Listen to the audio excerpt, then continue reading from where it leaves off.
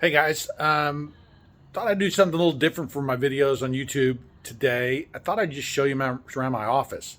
I always think it's fun to snoop around people's office, see the kind of things they collect and the kind of things they hold on to. And I thought it would help you get some insights into my world and to how I think about stuff and what I love.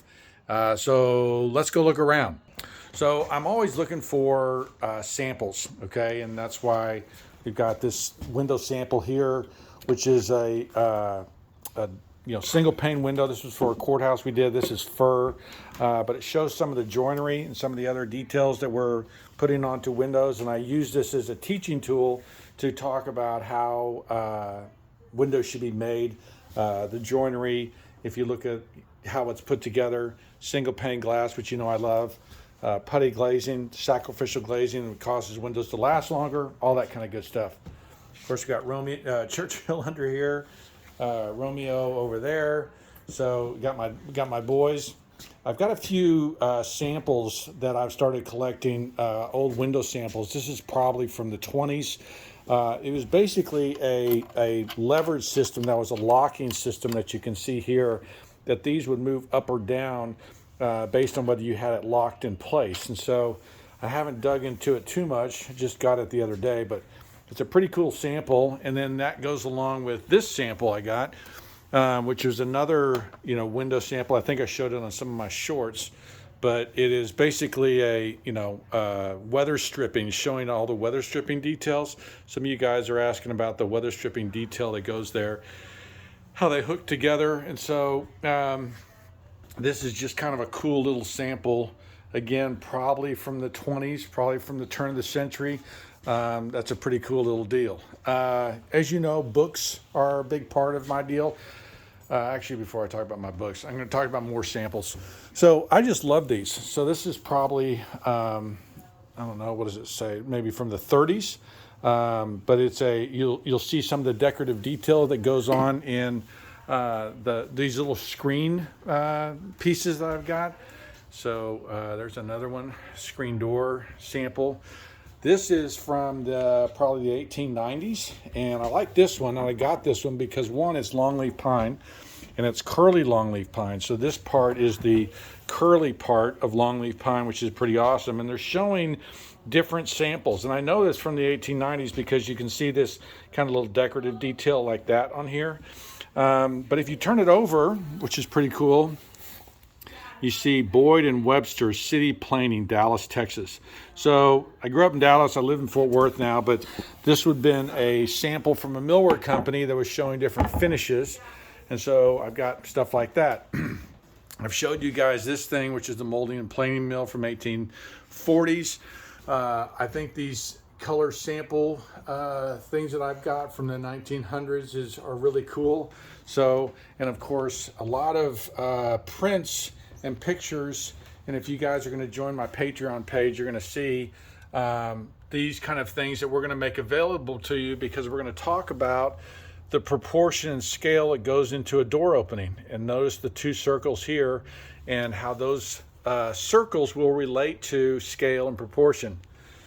If you guys watch my Lone Star Restoration show on the History Channel, this was a little print that the production company gave to me, which was really nice. There was a custom drawn thing. That's me. Doesn't look like me, but that's Romeo.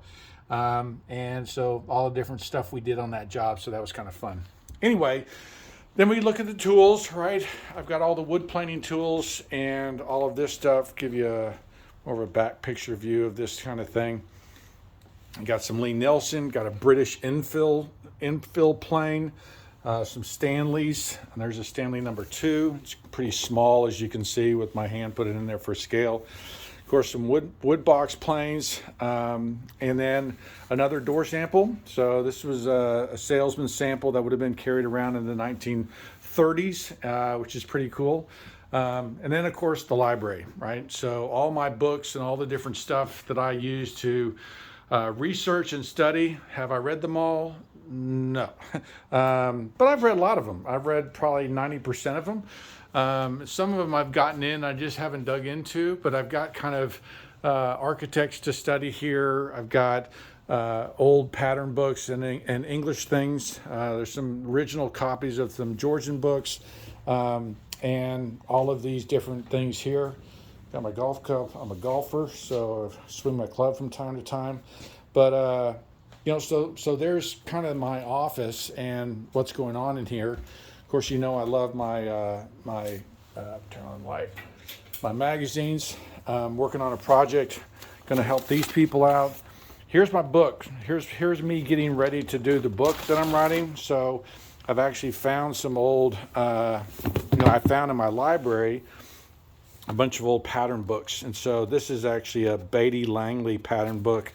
But this one's talking about ornamentation, about columns and different stuff that is going on, the intercolumnation and how that works. This is pretty typical, right? This is showing the proportion and scale of the different orders, right, as they are laid out. There's under Palladio, there's Beatty Langley, of course, his stuff, and kind of the different proportions and scale that go along with it. These were what these books looked like. Sometimes they were small, sometimes they were actually quite large, depending on who they were being meant for. These were meant for builders, so you can see the kind of details. Now, Beatty Langley was a very popular British architect craftsman who didn't do a lot of architectural works, but is very famous for his drawings and his details. And so I'm using his books to, how would guys have designed this is from the 1750s, 1760s. How would people have designed? What would they have looked at? How would they have figured things out? Well, it was a book like this that would have been used to help guys figure out scale and proportion. So I'm looking at a bunch of things. Here's another Beatty Langley book. That's a reprint, the Builder's Dictionary.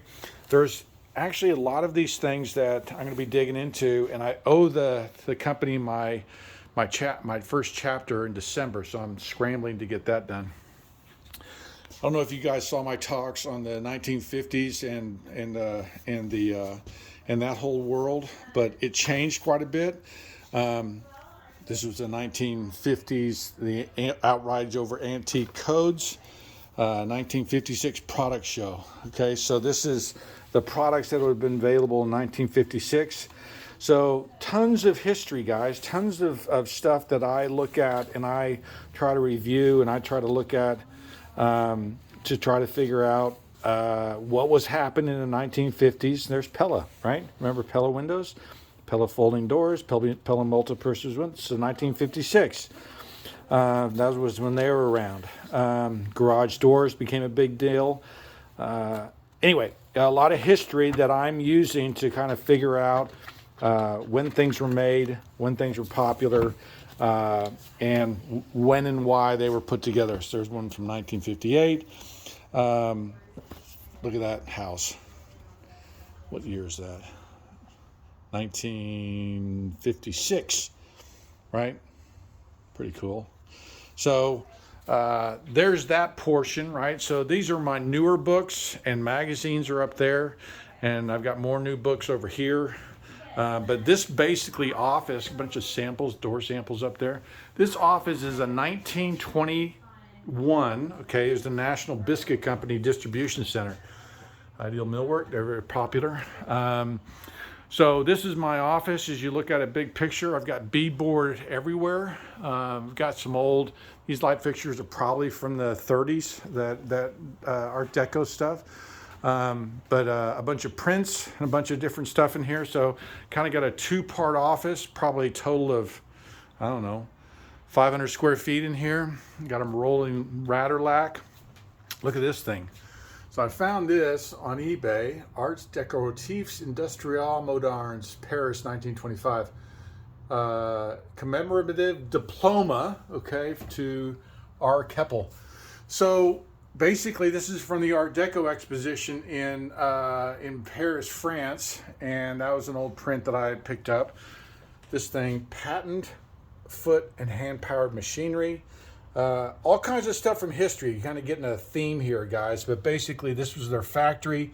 These were pedal-powered machines that would have been, there's kind of a finished picture of one that would have been sent out that they could have made moldings from. So they're showing the different moldings that they could have made from their treadle powered machines. But this was kind of a flyer, but it's kind of an early shaper as things were put together.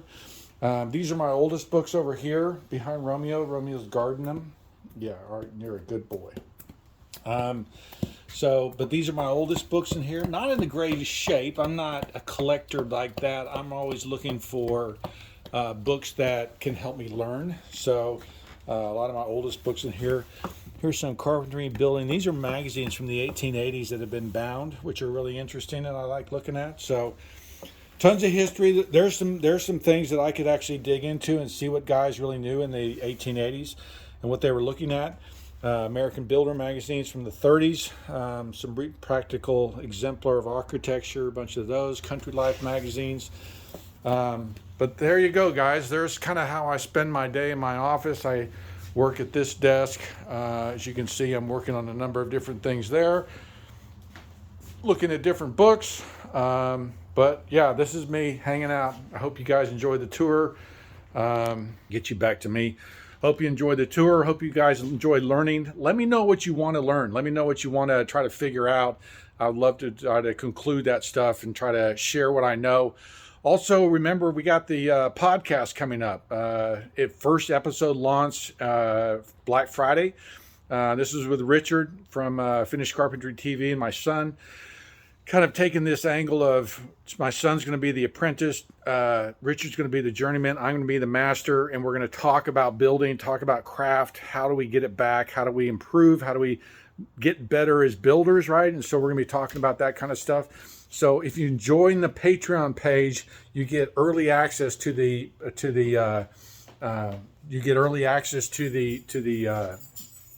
podcast. It will launch officially in December. And if you sign up for the podcast, you'll get early access to it when it launches every Friday. And we've already recorded about 5 or 6 episodes, and we're having a blast doing it. But I hope you guys can join that. Sign up for the newsletter. Be sure to follow me on Instagram, Facebook. If you're watching on YouTube, hit the subscribe button. I'm Brent Hull. Thanks for watching.